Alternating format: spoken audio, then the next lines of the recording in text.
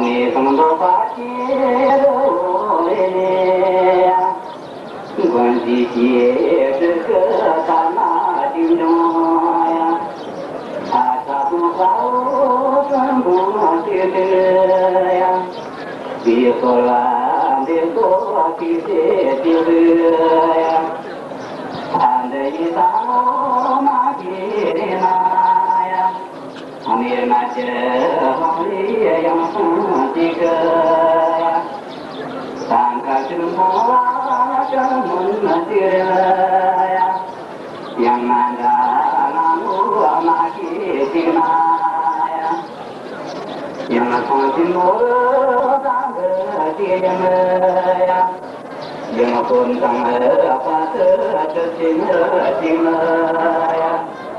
Yang mencuri orang ya, yang masih jalan ya,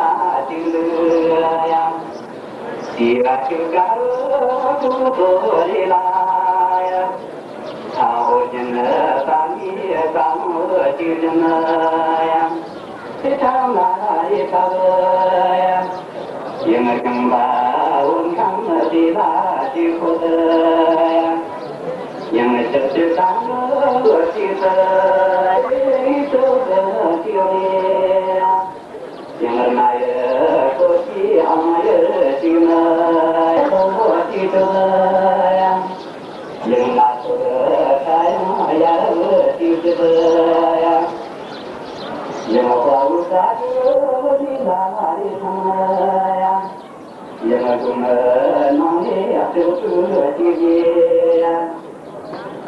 Chúng ta đi lối mang cùng chia ya, nhưng bờ mà không bờ tim ta ya, nhưng cả bờ giá mang đôi ya, nhưng không để cho đời chia ya, người số không nhớ nhớ chia nhưng bờ lòng cả của chia. Hãy subscribe cho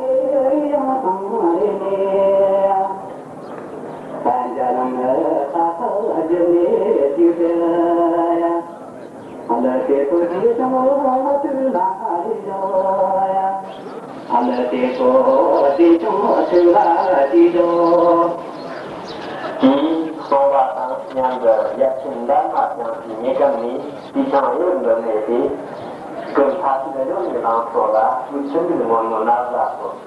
Thôn thảo với chị lão và ba các phần này người lao sổ. Vì lý lão tiếng quần là chỉ chơi nhà chỉ được cẩn thận. Cha thì có cái chuyện là nhớ mình mà gọi đến.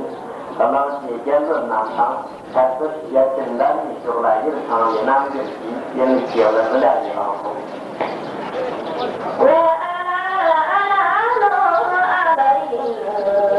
Lời ta là hai ngón ký lông gửi nghe cho tôi có lúng lông chưa cho đi giờ là mình là hai tháng chứ mong rồi bội đi vì cho là nhớ cho lại nhưng mà là lắm mà chỉ là cho nó yêu lắm rồi mình vì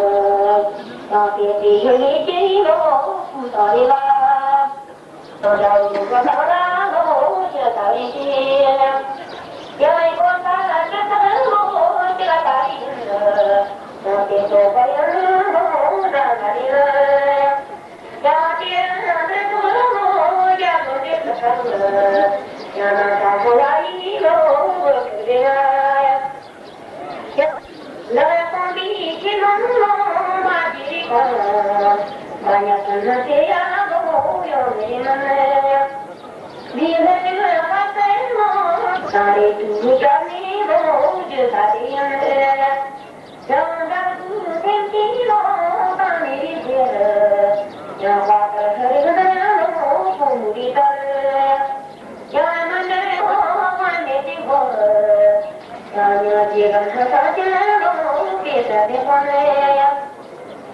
让咱们把心梦难把的梦，让爱将他这里梦在心嘞。我们以前能把当记忆，即从你我说的两者分享，这个学业难解参了难开，我在他们难题，经常以金马来讲，开本身也承担马上的题，为从来也在诉说也是个难讲，比从你判断的小来谈的，但就来一个多，感觉。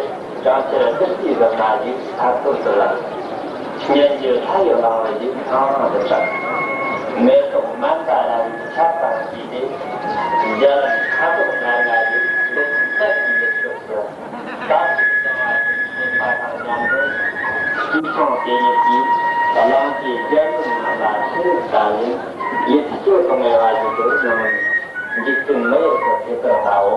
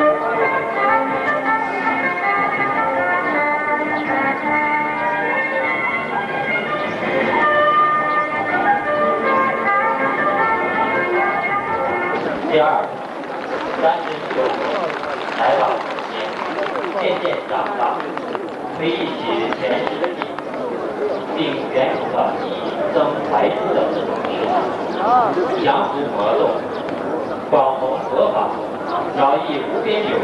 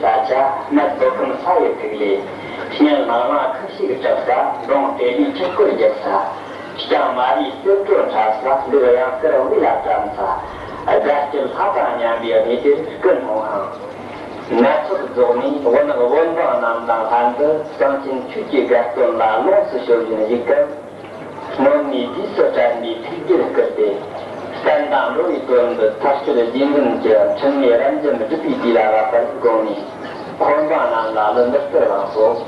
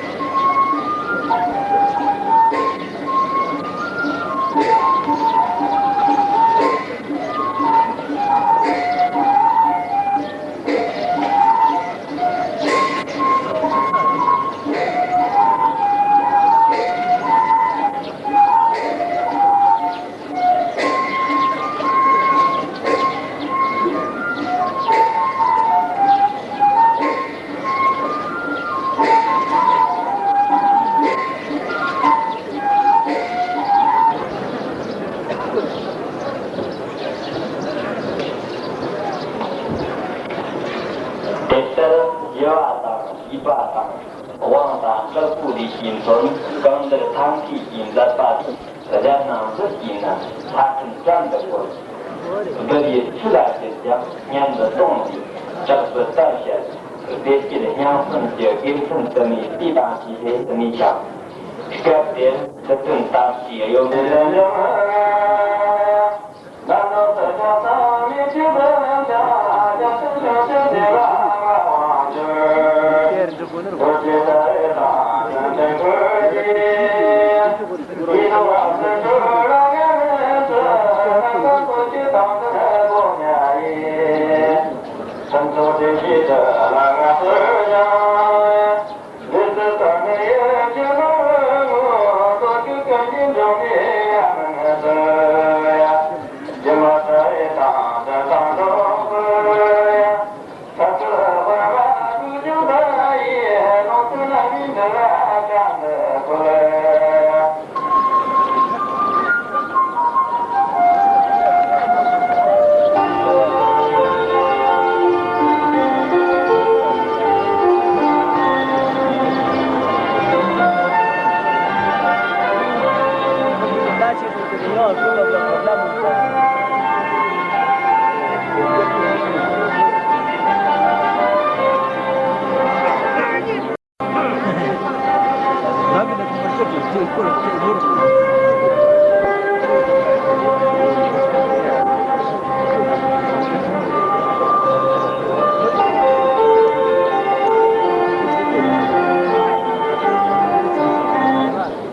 点出站39部弘法利生的格式对。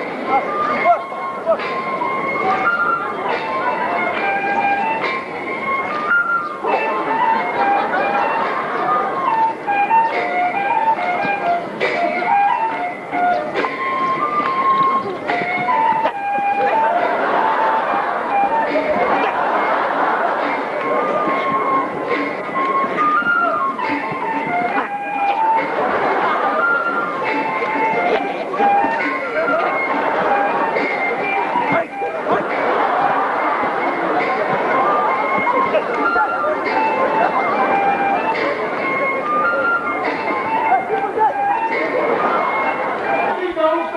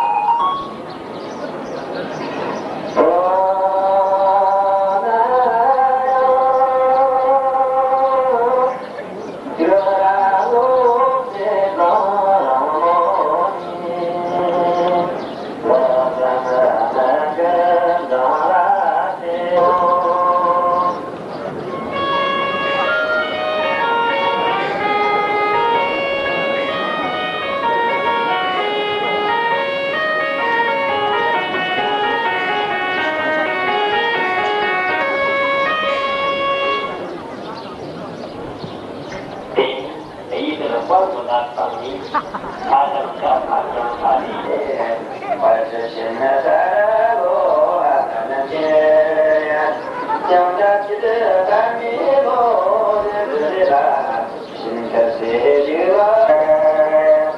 夜夜真迷路，这就是路，要怎么打路让我们走？来到那人间路，刚走的人，一天让自己路进来了，到处见面路我就知道，我看这家的路这些路呀，你那些路真是的你，那个路的路就是你呀，你这大生路的这个。我拉走了在这里上呀，就是把这个这些那叫一种情的路在哪里说呀？他的这种这这个嘛，说知道，年轻的这个拉上也是有一些的浪数。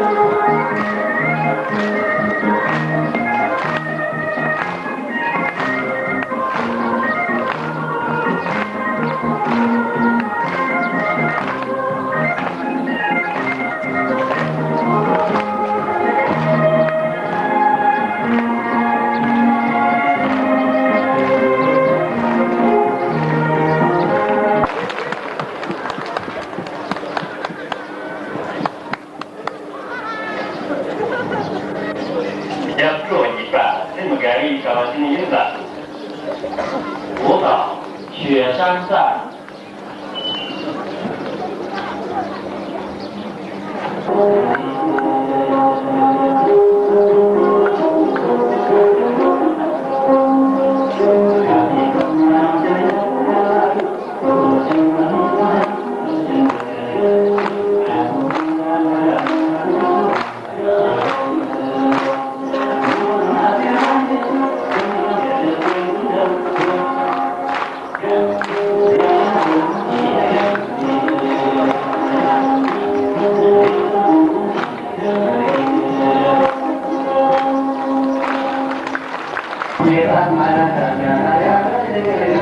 Thank you.